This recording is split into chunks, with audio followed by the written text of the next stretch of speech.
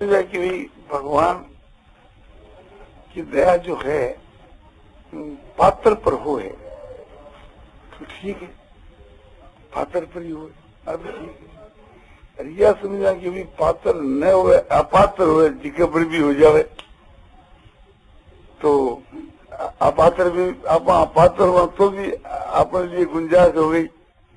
आप ये समझा कि अपात्र नहीं कुपात्र पर भी हो, यह बात आपने समझ में आ जावे तो आप कुपात्र हुआ तो भी अपना उद्धार हो जाए। थोड़ा विचार करके देखो, पूतना जो भगवान के पास में जा रही है वह न पात्र है न अपात्र है, वह तो कुपात्र है। वह तो एक प्रकार से भगवान को विष देने के वास्ते जा रही है, एक कपट वेश धारण कर करके गई। तो मैं को तो आचरण है जिको भी कपट को मैं को भित्री को उद्देश्य है, जिको भी बहुत खराब ऐसो भाव जो है सो किसी जीव के प्रति भी हो तो भी बहुत ही घृणित है, फिर भगवान के ऊपर तो ज्यादा घृणित है।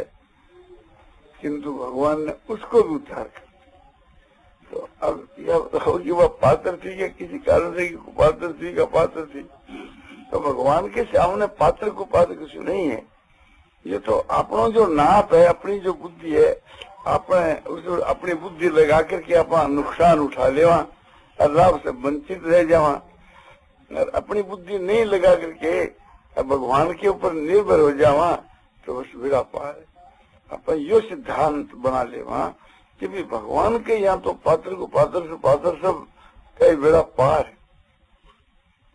अग्नि जो है वो तो एक प्रकार से सब चीज कोई अपने जला दे कोई, तो इसी प्रकार से भगवान को जो भजन है वो प्रभाव है कि एक प्रकार से कैसे ही करो वो तो सब आपने सो पापा ने नाश कर दिया।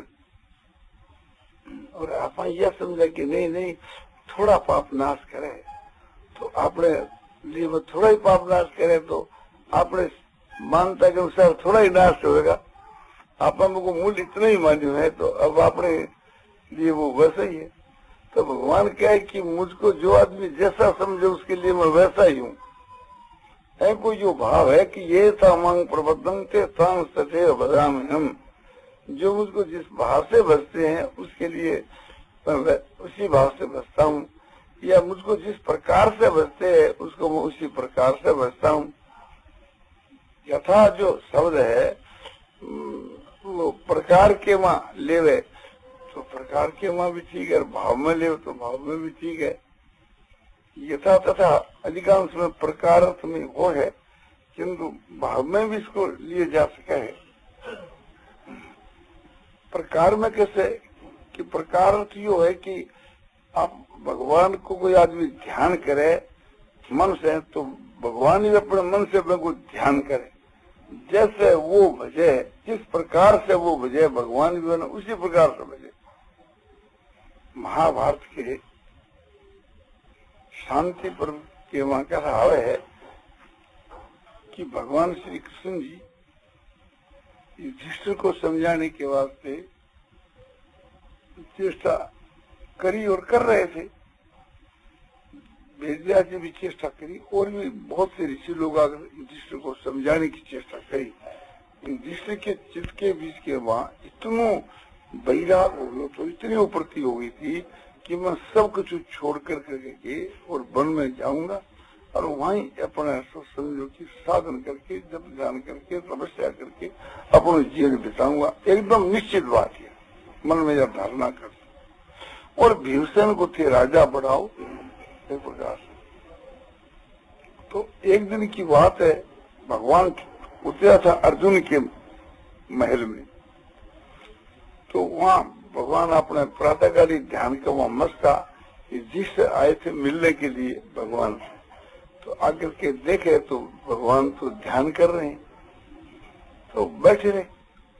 जब ध्यान से छुट्टी मिली, ध्यान की समाप्ति हुई, तब महाराज युधिष्ठिर से मिले और कहा कि आप किसका ध्यान कर रहे थे। यह बात यदि गोपनीय नहीं हो, बताने के लायक हो है, क्या माना आप पात्र समझो तो आप बतलाओ कि आप किसको ध्यान करें।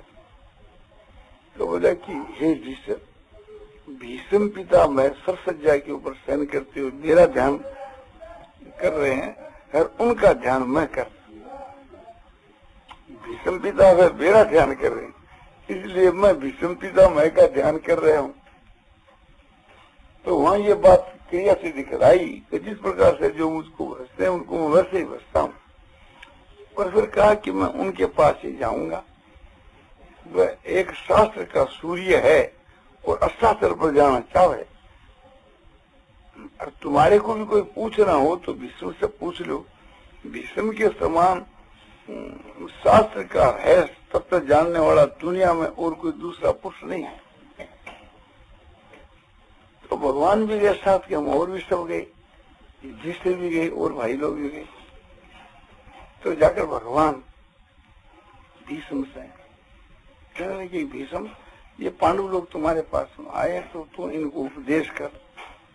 बोले महाराज मैं तो लाचार हूँ, मेरे तो सिगले शरीर के मां बाणों से घाव हो रहे हैं और पहाड़ में जैसे झरना झरे जैसे मेरे शरीर के मुंह से खून बह रहा है और बड़ी पीड़ा हो रही है सारे शरीर के बीच के मां, मेरे बोलने की शक्ति नहीं है, आप ये उपदेश कराए, ये भी सब सुना मैं भी सुनूं। तो भगवान के शरीर को छू लिया, छूने के साथ लगे सब पीड़ा मिट गई एक प्रकार से और व्याकुलता मिट गई शरीर के भीतर में जो पीड़ा से, और चित्त सो बुद्धि और सब ठीक हो गई। जो और तो तुम्हारा शरीर ठीक है, तुम्हारा एक प्रकार से बुद्धि ठीक है। हाँ बोले महाराज आपकी दया से सब ठीक है, फिर भी मेरी यही प्रार्थना है कि आप ही कहें, आपसे ही सुनने की मेरी इच्छा है। तो बोले ठीक है, किंतु हमारी इच्छा है कि तुम कहो, हम तुम्हारे से कहना चाहते हो। तो अच्छा महाराज जब आपकी मर्जी। तो भीष्म जी सो कहने लगी, महाराज श्री कृष्णचंद्र जी का उद्देश्य यह था कि मैं तो हूं तो ये समझ रखी जिससे भगवान समझता हुआ भी कि अर्जुन को मित्र है, और भीष्म ने समझ रखी है कि बड़ा उच्च कोटि का महात्मा पुरुष है भी। तो उनकी खूब प्रशंसा करी, उनमें और श्रद्धा अधिक बढ़ने के लिए श्रद्धा बढ़ाई पड़ा, और श्रद्धा बढ़ा करके भीष्म को आज्ञा दी कि तुम ऐसा कहो। तो महाराज ने यह बात देखी कि एक प्रकार से जब श्रद्धा हो मैं के द्वारा जो बात सुनी जाए तो मैं को असर हो। महाराज तो पहला कही चुके थे तो कोई जिस असर नहीं हो, वेद व्यास भी कह चुका था, मैं को भी कोई असर नहीं हो। तो फिर भगवान भीष्म ने खड़ा करा, तो भीष्म ने खड़ा करा तो अब भीष्म की खूब प्रशंसा करी थी, युधिष्ठिर के हृदय में और श्रद्धा बढ़ी, और भीष्म ने बल और बुद्धि और तेज और ज्ञान दियो, अपनी शक्ति दी। जैसे भीष्म समझो कि सरसज्जा पर पड़े हुए, और क्या 58 दिन तक भीष्म सरसज्जा पर रहे, और 8 दिन बीत गया ना 50 दिन तक व्याख्यान दियो। भीष्म सरसज्जा पर पड़ा युधिष्ठिर को मन फिर युधिष्ठिर फिर एक प्रकार से राज तिलक स्वीकार कर। तो भगवान जो कोई काम करते थे तो मैं किसी को भी एक निमित्त बना कर काम होना चाहिए, कोई भी निमित्त हुए अब उससे क्या प्रयोजन। भगवान ने स्वयं गीता में यह बात कही है कि जिस पुरुष की जिस देवता के बीच के में श्रद्धा होती है उसी में उसकी श्रद्धा में दृढ़ कराता हूँ। ये नहीं कि एक प्रकार से मैं मेरे में दृढ़ कराऊं, बोले उसी में दृढ़ कराऊं। और वास्तु के बीच के वहां देवान देव जो जानती मत भक्ता जानती मामती, देवताओं के भक्तों आकर के वहां देवताओं को प्राप्त है, मेरे भक्त मेरे को प्राप्त है। यान्ति देव व्रता देवान पितृयान्ति पितृव्रता भूतानि यान्ति भूतेजा यान्ति मध्या जिनो माम। भगवान 7वीं अध्याय में कहते हैं कि पितरों का व्रत करने वाले पितरों को प्राप्त होते हैं, और भूत और प्रेतों का व्रत करे तो भूत प्रेत बने, और देवताओं की उपासना करने वाले देवताओं को प्राप्त हो। मेरी जो भक्ति करे वो मुझे प्राप्त हो। यह भी कहते हैं अंतवत्तु फलम तेषां तद भवत अल्प मेधसाम, और देवान देव जो जानती मद भक्त्या यान्ति मामति, कि उनकी जो वो भक्ति है और उनको जो फल है वो अल्प है। किनको? कि अल्प बुद्धियों को, बल्कि बुद्धि यदि की अल्प है। अंतवत्तु फलं तेषां, तेषां जो देवताओं की उपासना करने वाले उनको जो देवताओं की उपासना को जो फल है वो अंतवंत है। अल्प मेधसाम की अल्प बुद्धि है उनको, और देवान देव जो जानती मद भक्ता यान्ति मामति, कि देवताओं के भक्त देवताओं को प्राप्त होते और मेरे भक्त मुझको प्राप्त होते।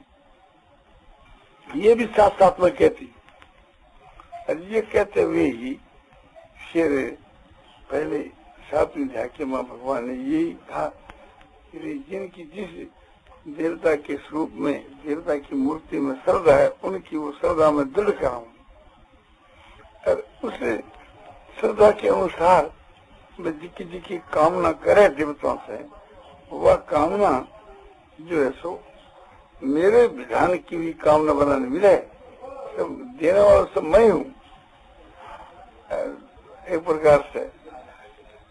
किंतु मूर्ख जो आदमी जिका नहीं समझे है, जिका उनकी उपासना करे, मेरी उपासना छोड़ करके के, तो भगवान की नीति है, बड़ी अच्छी नीति है।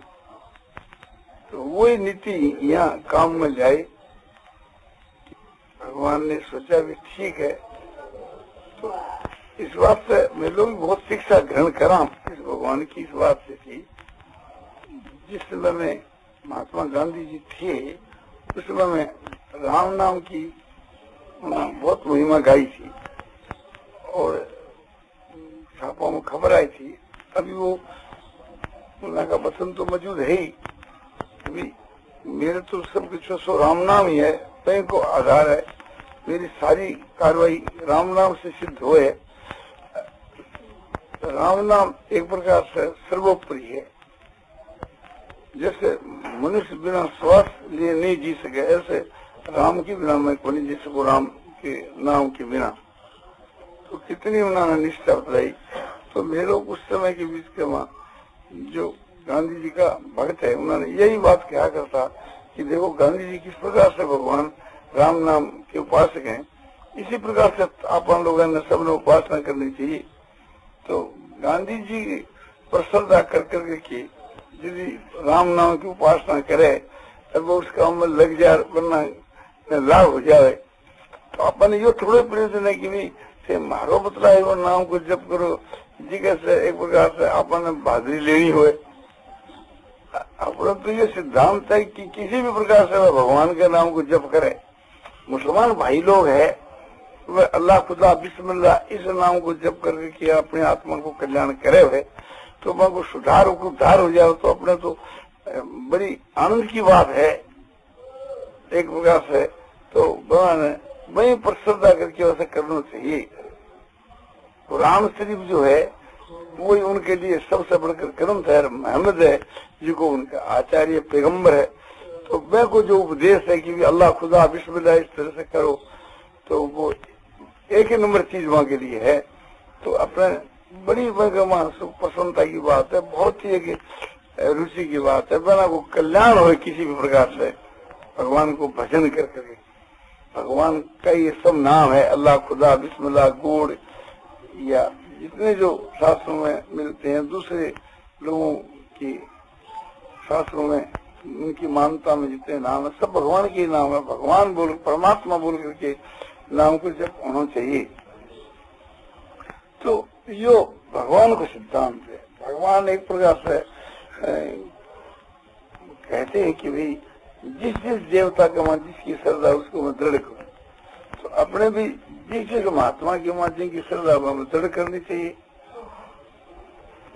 और रस्ते सिर घाल देना चाहिए। जो कुछ वो महात्मा बनवाने कर रहे उनके वहाँ जो कमी है तो बेंच पूर्ति कर देनी चाहिए। जो सहकाम भाव से कर दो, कभी निष्काम उपासना बस बेड़ा पार। कामना उठे छोड़। देवताओं की भी उपासना कोई निष्काम भाव से करे तो उसको कल्याण हो जाए। निष्काम जो भाव है वही कल्याण करने वाला है। तो भगवान ये बड़ी एक प्रकार से महत्ता है कि वहाँ खुद उपदेश नहीं दे करके और भीष्म से उपदेश दिलायो और भीष्म के ऊपर उनकी श्रद्धा तो दृढ़ कराई। भगवान ने तो अपना मतलब सिद्ध कर लो किसी भी प्रकार से।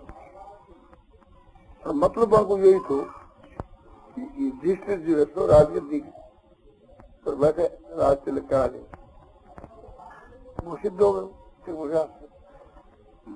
अर्जुन जब युद्ध से उपराम हुए तो भगवान को यही तो अर्जुन युद्ध के मान लगे। गीता के कहने को उद्देश्य ही तो अर्जुन मोह के कारण से थी, स्नेह के कारण से जो युद्ध से उपरम हुए तो मैंने भगवान शेष युद्ध में प्रवृत्त कर दियो। गीता को उपदेश देकर गीता ने निमित्त बनाया क्योंकि संसार को हित करना तो आज गीता नहीं होती तो संसार को हित इस प्रकार से कैसे होता। तो भगवान ने तो अर्जुन को निमित्त बनाना था गीता के लिए और युद्ध के लिए भी स्वयं भगवान कहते हैं निमित्त मात्र भविष्य शासन। ये अर्जुन तो निमित्त मात्र बन गया और आप लोग जो हाजी का कहा कि भगवान अर्जुन ने निमित्त बना करके गीता की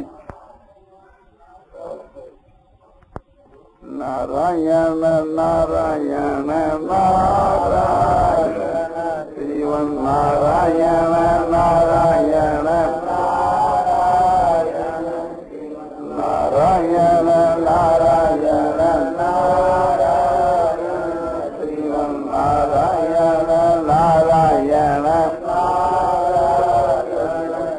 श्रीमन नारायण नारायण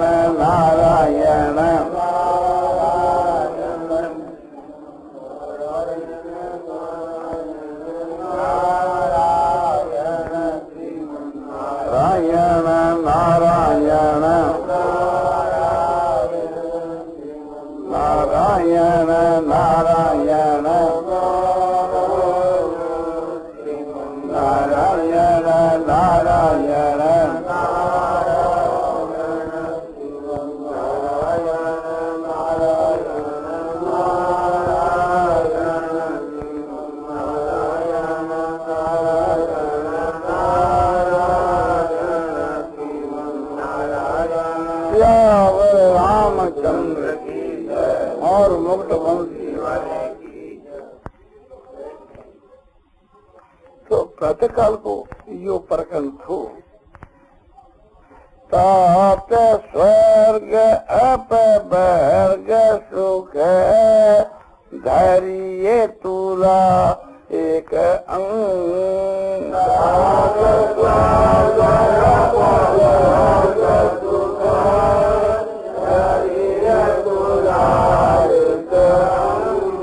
तुलेन ताई सकल मिली जो सुख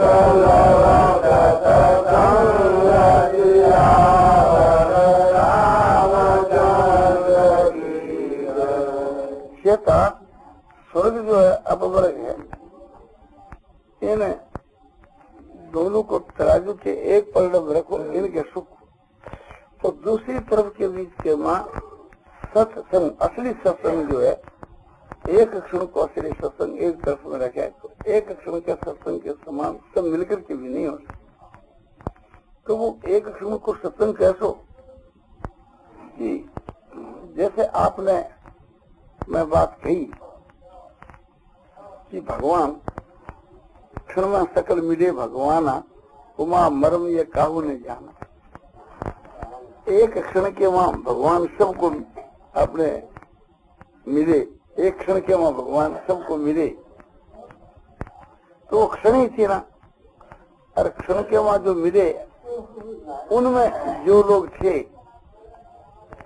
तो उनके लिए मुक्ति फिर क्या चीज रही। तो वो एक क्षण कोई भगवान को संग थो। तो इस प्रकार से थी भगवान को यह समझो कि महापुरुषों को जो संग है तो वो एक क्षण को संग मुक्ति से भी बढ़ सकती है। तो कि जिसमें अपने साथ में और लाखों की मुक्ति हुए, आप उसमें शामिल हैं और भी लाखों की मुक्ति हुए, तो आप अपने अकेला की जो मुक्ति हुए उससे वो कितना बढ़कर काम है, तो बहुत ही बढ़कर के काम है। तो भगवान यदि चाहो तो चाहो जिसको निमित्त बना सकते हैं। यदि कहो कि भाई भगवान तो न्यायकारी है, इसलिए एक प्रकार से मैं को वो पात्र हुए जिके की मुक्ति करे, तो यह बात अपन न्यायकारी की जो है वो और जगह लगाने के वास्ते बहुत जगह है। अपने मुक्ति के काम में इसने क्यों लगा के लगा, ठीक है चौका न्यायकारी है। तो एक प्रकार से अपने तो यहाँ भगवान के विषय में यही समझना चाहिए कि न्यायकारी बहुत चौका है, किंतु बाकी दयालुता को इतना बड़ो एक प्रकार से बाढ़ है, इतनी बड़ी जोर की बाढ़ है कि वहाँ सब समझो कि आपने पाल और ने सबने तोड़ दी। जिस जगह प्रेम की बाहुलता हो, प्रेम को बाढ़ हो बाहुलता को, वहाँ नीति कोई चीज नहीं है। जहाँ भगवान की दया को बाढ़ हुए वहाँ नीति को ख्याल करना मूर्खता है, वहाँ कोई नीति की चीज नहीं है। तो इस जगह के बीच के वहाँ नीति की बात एक प्रकार से नहीं लगा। भगवान को जहाँ प्रेम को बात है, जहाँ भगवान के साथ के माँ मनुष्य को प्रेम हो है, उस जगह के माँ फिर नीति बेनीति नहीं देखी जाती, नीति वहाँ रद्द हो जाती है। जैसे प्रेम की बात आवे ना, कि न लाज तीन लोक की न वेद को कहो करे, न शंख भूत प्रेत की न देव यक्ष ते डरे, सुने न कान